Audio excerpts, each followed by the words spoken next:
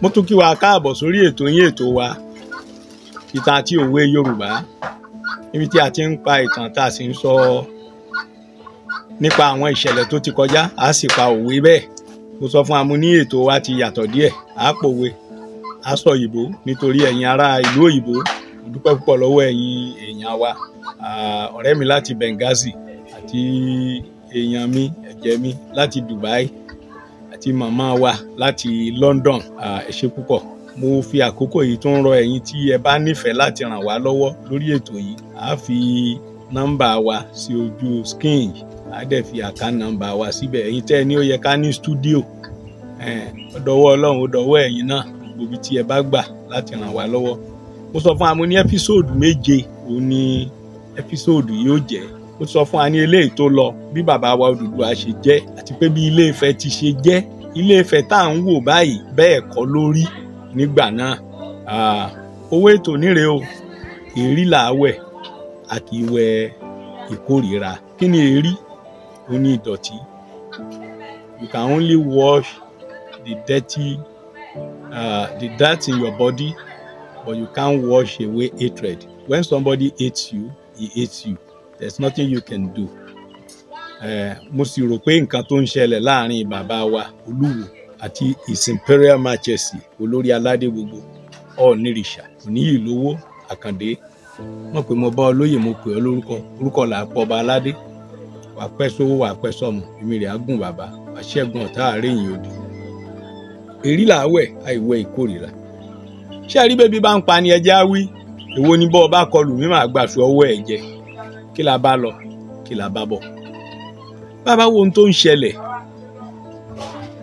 Ta ni Lúwo? Torí bàbá wa Olúwo wọ́n ní Lúwo torí pé wọ́n ń gbọ́ Lúwo, orúkọ ìyá ńlá wọn ló ń jẹ́ Lúwo. Wọ́n rò wípé orúkọ yẹn ni wọ́n fi tẹ Ìwòdó. Rárá o, kò rí bẹ́ẹ̀ o. Ní àkókò tí a bí màmá wa Lúwo, Elúwòyí, àwọn kan sọ wípé ó ṣeé ṣe kí ikú ọmọ kó da òbí màmá wa láàmú, ni wọ́n fi sọ ní Elúwòyí. Gbàgídàràbà, torí bàbá sọ délẹ̀. Ṣé rí ayé ló da ayé òyìnbó tá a wá ń jórúkọ bàbá tá à ń jórúkọ ọkọ. Nígbà náà kò sẹ́ni tó ń jórúkọ ọkọ jórúkọ bàbá. Orúkọ tá a bá ti mọ̀ ọ́ mọ́ òun náà ni. Ọ̀rànmíyàn lọ̀rànmíyàn, Ọbalùfọ̀n lọ́balùfọ̀n, Ògún lògún, Ṣàngó Ṣàngó, Àjàká làjàká. Kò sẹ́ni tó sọ pé Àjàká Ọ̀rànmíyàn, Ṣàngó Ọ̀rànmíyàn. Rárá, orúkọ tá a mọ̀ ọ́ mọ́ òun náà là á pè ọ́. Elúwòyí a bí ní agboolé Òwòdò ní Òkèrèwé nílé Ifẹ̀. Agboolé ọ̀hún ti wà ń bẹ̀ dìsìn. Agboolé ọba ni, agboolé ńlá ni, àwọn èèyàn ńláńlá ló sì tibẹ̀ jáde. Ní àkókò tí a bí màmá, ó lọ́kọ. Ọkọ rẹ̀ ọba kan ni, ọba Ìlọràn. Tẹ́ bá wò nínú ètò tá a ṣe lọ, a dárúkọ àwọn ìlú tó ti wà tí wọ́n sì ti ń jọba wọn. Ìlọràn jẹ́ kan. Ṣùgbọ́n nígbà tí bàbá wo Odùduwà dé ni gbogbo wọn ni wọ́n parapọ̀, tí wọ́n fi ìlú wọn sílẹ̀, tí wọ́n ẹja fọ́ọ̀mù confederacy tí fẹ́ wá di ìlú ńlá. Ṣùgbọ́n wọn ò fi orírun wọn sílẹ̀. Orírun wọn ti wà ń bẹ̀ dìsìn. Tẹ́ bá ń lọ sí Oǹdó, tẹ́ bá ti kọjá Ọlọ́dẹ, ẹ kọjá síwájú díẹ̀, gbogbo ibẹ̀ yẹn lọ Ìdẹ̀ra, Ọba Lọ́ràn, ẹ rí wọ́n ti ń pè bẹ̀ ní ọba, wọ́n ti ń pè bẹ̀ ní Ìlọràn títí dìsìn. Ọba Lọ́ràn sì wà ń bẹ̀. Ọba Ìlọràn yìí pẹ̀lú ọ̀kan nínú àwọn àgbà afọbajẹ títí dòní nílé Ifẹ̀. Àwọn ló sì jẹ́ ọba Ìlódè. Ọba ńlá ni, ọba alágbára ni, ọba ìpìlẹ̀ ni. Nígbà tí a tún ètò Ilé Ifẹ̀ ṣe, Ọba Lúfẹ̀, Ọba Jíó, Ọba Lọ́ràn. Nígbà tí Ọba Lúfẹ̀ jẹ́ Prime Minister, Ọba Jíó jẹ́ ẹni tó mójútó ètò ìṣúra ìlú. Ọba Lọ́ràn jẹ́ ọba tó mójútó ètò ìdájọ́. Bí wọ́n bá dájọ́ ikú fún yàn gbà náà tí wọ́n fẹ́ lọ pa ní Mèsìlákùnrin yẹn, ibẹ̀ ni wọ́n máa gbé ẹni tó bá dájọ́ ikú fún, ẹni tó ṣe ẹ̀ṣẹ̀ ikú ńgbà náà, torí capital punishment ọ̀sẹ̀sẹ̀ bẹ̀rẹ̀. Ifẹ̀ ti ní ètò ìdájọ́, the parliamentary system, the judicial system, ó ti wà mẹ́. The executive power resides with His Imperial Majesty Ọọ̀ni. Ṣùgbọ́n tí wọ́n bá ti fòǹtẹ̀ lù àwọn parliament ní àwọn Ọba Lúfẹ̀, Ọba Jíó, Ọba Lọ́ràn àtàwọn yòókù ọba aláàyè tí wọn ó bá pa ẹni yẹn tí wọn ó gbé ìdájọ́ jáde ọba lọ́ràn ni ó gbé ìdájọ́ ni ó ṣe òun ni ó execute the execution of the judgment. What I'm saying is Luwo got married to Ọba Loran, the king of Iloran.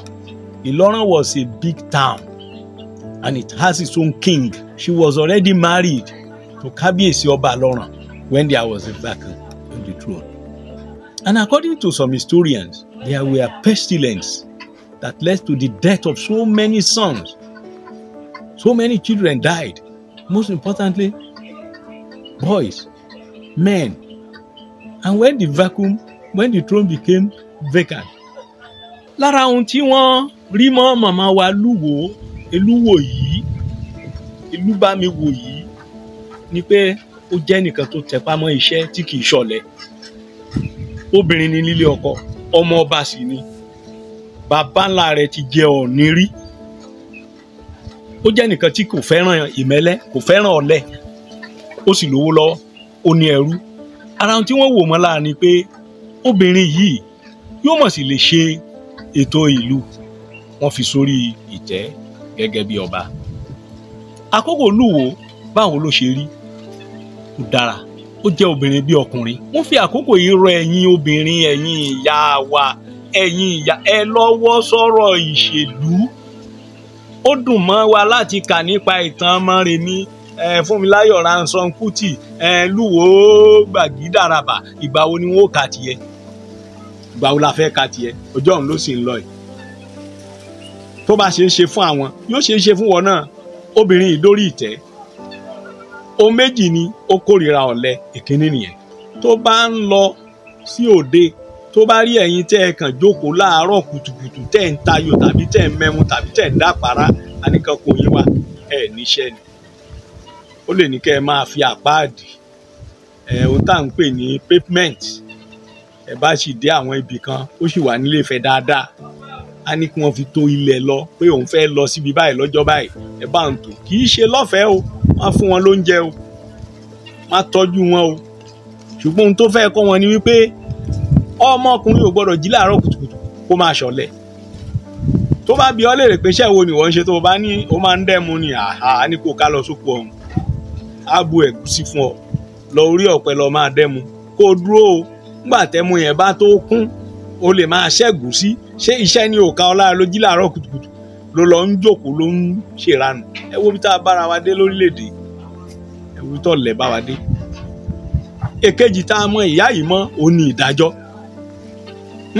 Eléyìí tán fi máa mú yàn ẹ lọ tì mọ́lé èéfín, ẹ lọ tì mọ́lé tó bá ṣẹ̀ tó jẹ̀bi. Ó gbà pé kó lọ sí oko, kó lọ máa ṣiṣẹ́ oko, tàbí kó lọ máa bá wọn rọ ilé. Wọ́n máa ń rọ ilé ńgbà náà ní ewé ni wọ́n fi ń kọ́lé. Wọ́n ṣàgbọ́dọ̀ wá iṣẹ́ kan fún ní iṣẹ́ ìlú tẹni náà máa ṣe. Ìgbà Lúwo lóòótọ́ wọ́n ló le, ṣùgbọ́n ẹ̀yin náà ẹ sọ gbogbo ibi tí obìnrin bá ti ṣèjọba ní gbogbo àgbáyé wọ́n máa ń le kankankan. Gbogbo òòṣà ní jobi lẹ́rọ̀ tí Ṣàngó ló le kankankan. Ẹ wo Margaret Thatcher nígbà táwọn ń ṣèjọba ní lọ́dọ̀ wọn lọ́hùn, lọ́dọ̀ àwọn òyìnbó lọ́hùn. Ẹ wo màmá Elizabeth, Queen Elizabeth àti àwọn bẹ́ẹ̀ lọ tí wọ́n ti ṣèjọba. Lúwo ṣe dáadáa ṣùgbọ́n ẹni líle ni. Ẹ wá mọ̀ wípé ẹni líle náà ló bí ọmọ líle. Lára àwọn ọmọ tí Lúwo bí 3 ni wọ́n, 3 ló sì jọba. Ọ̀kan nínú ẹ̀ la fẹ́ sọ, òun ni Olú. Kì í ṣe orúkọ Ìwó la fi sọ Lúwo, ọ̀tọ̀ ni tó mú Lúwo wá. Adékọ́lá Tẹ̀lú òun ni ọmọ tí màmá yìí bí fún Ọba Lọ́ràn. Ọ̀kan nínú ọmọ tó bí fún Kábíyèsí Ọba Lọ́ràn ni. Òun ló jáde nílùú, ọmọ líle ni. Nígbà tó jáde, Ọ̀yọ́ ti ń jẹ́ Ọ̀yọ́ o, Awó ti ń jẹ́ Awó. Ẹníbo ni Awó? Ìlú yẹn ló wà létí Ẹdẹ. Ìlú ìṣẹ̀ǹbáyé ni. Ó sì tẹ̀dó òun àti àwọn èèyàn rẹ̀ pẹ̀lú ohun tí Ifá sọ kì í ṣe tí Kùránì sọ. Ara ìṣìnà míì nìyẹn. Ẹ jẹ́ ká sọ òótọ́, ká sì dúró nídìí òótọ́. Àlùkùránì pàápàá ò fẹ́ èké. Kò sí ìlú tá a fi Kùránì tàbí Bíbélì tẹ̀dó nílẹ̀ Yorùbá. Kò sí. Òun wò lọ́jọ́ kan ni àfáà kan sọ pé Kùránì ni wọ́n fi tẹ Ṣakíyó. Ṣakí Ògún ọ̀rọ̀ kin àgbẹ̀dẹ ọ̀rọ̀ bàbà. ìlú bèrè kó tó wọ̀ kọ́ mọ́ bá sá kíjokíjo torí ogun níṣẹ́ bàbá wọn. Bẹ́ẹ̀ ni Adékọ́lá ṣe tẹ̀dó síbi tá à ń pè ní Ìwó lónìí létí odò ọba. What we're saying is, Lúwo, Elúwòyí, Elúbámiwòyí is a name given to Lúwo. She was from Okerewe, Owodo compound to be precise, and got married to Kábíyèsí Ọba Ìlọràn of Ìlọràn. Ọba Ìlọràn is still there. And I remember sometimes when Ọba Àkànbí Telu became the Olúwo, he came to Ife. He tried to visit his ancestral home. He acknowledged Ìlódé, Ìlọràn as his ancestral home. But because of maybe one or two misunderstandings, he could not complete the rites and some other things they asked him to do. He left without visiting that place. And even I learned that he said the Oba should come and meet him somewhere or something like that. That's not so clear. And the man, knowing his right, say, no, I'm your father. So if Oluwo want to say anything at all, he should not talk to Ooni, he should talk to his father. I think he should trace his root first. He belongs to Ìlọràn quarters in Ile-Ife. Ooni is the supreme head. Let me ask you a question.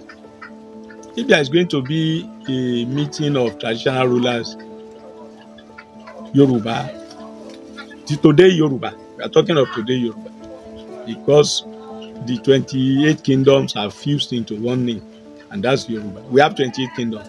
I think I mentioned it the other time. If we are to have the meeting, who is going to be the chairman? Will Oluwo be the chairman? Let Kábíyèsí Àkànbí answer that question. Can you be the chairman? Even in Osun State. I'm not talking of all Yoruba Obas now. Let's talk of Obas in Osun State. Can Oluwo be the chairman? I saw on the net the recent meeting they had with Governor Adeleke. I was thinking Oluwo will ask Kábíyèsí, His Imperial Majesty Ọọ̀ni Adéyẹyè to step down and he will sit down there. But I saw where he sat. I think enough of all this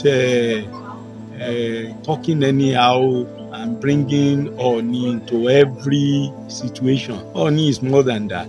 Today I've been able to tell you who the mother of Telu is. That's Elúbámiwò. Elúwo ni kì í ṣe torí pé Lúwo ká sọ pé Ìwó ló ti wá síbí. No. Olúwa ràn wá lọ́wọ́. In the next episode, we'll still say more. Thank you.